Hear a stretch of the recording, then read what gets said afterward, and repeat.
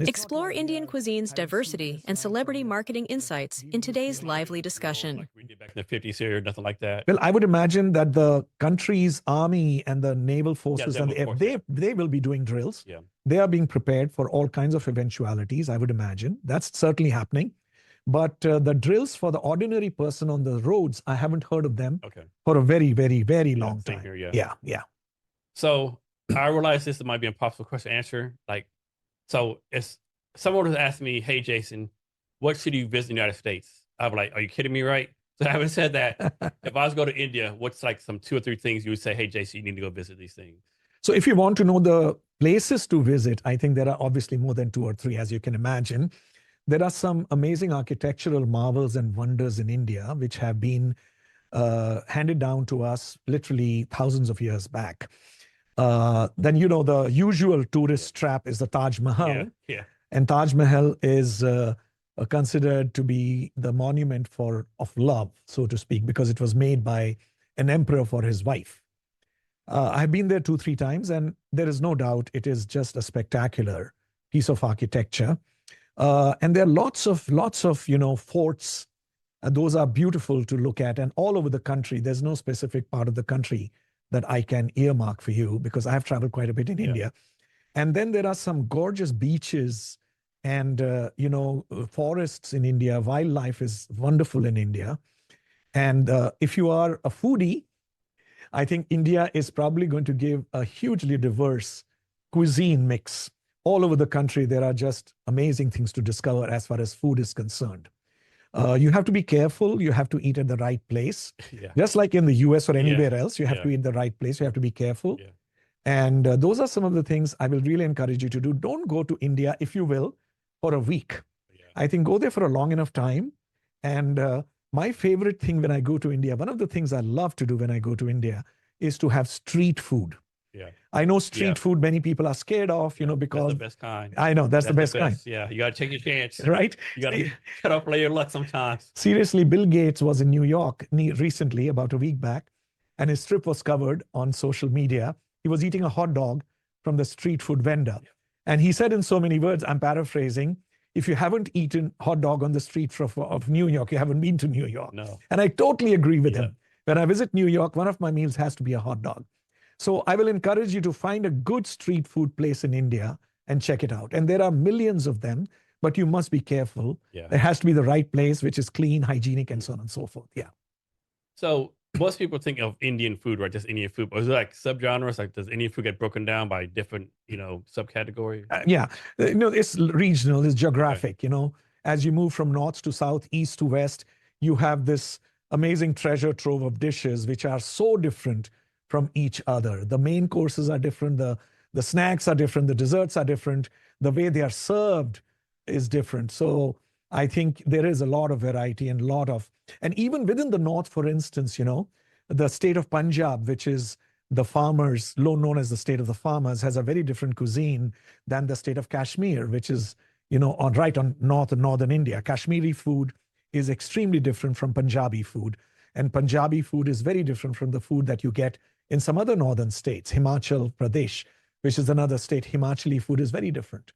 So every state has its own culture, its own, traditional clothes, their own ceremonies, their own food. So the short answer is extremely diverse. So how Americanized is the Indian food we have over here? Some of it is Americanized. I don't think all of it is. We've tried Indian food in a lot of different places. And some of it is what we call authentic Indian food. we are reminded of the taste in India.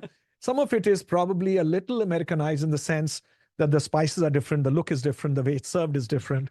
But we haven't found the food to have changed in its basic texture and its basic character. It's still pretty, resonant of what we are used to when we go back home.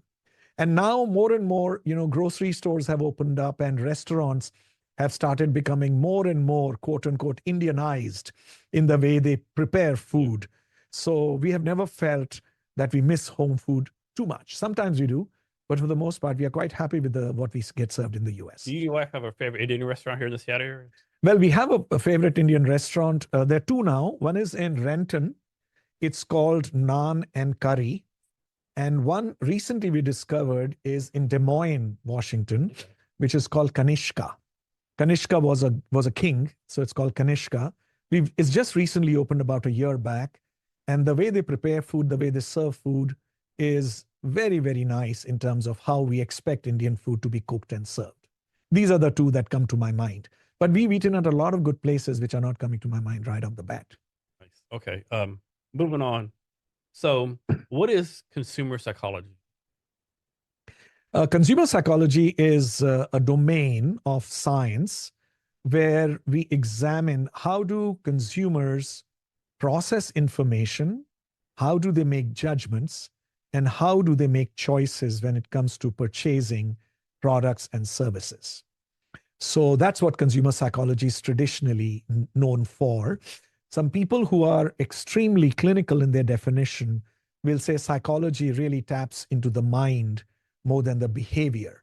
So we separate consumer psychology from consumer behavior.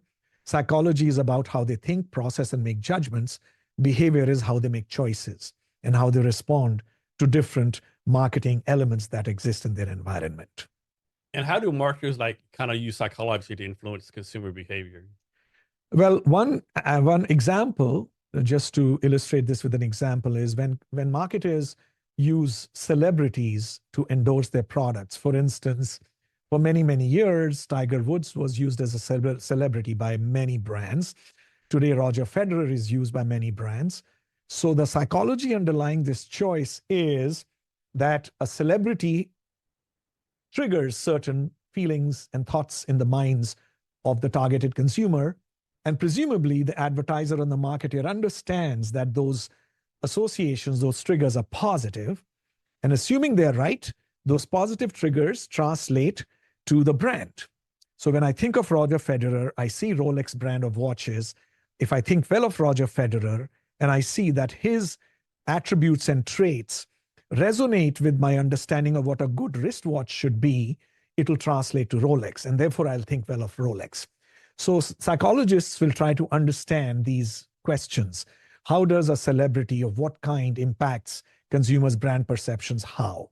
And what does it result in terms of thoughts, processes, and behaviors? This is one example of how psychology is used.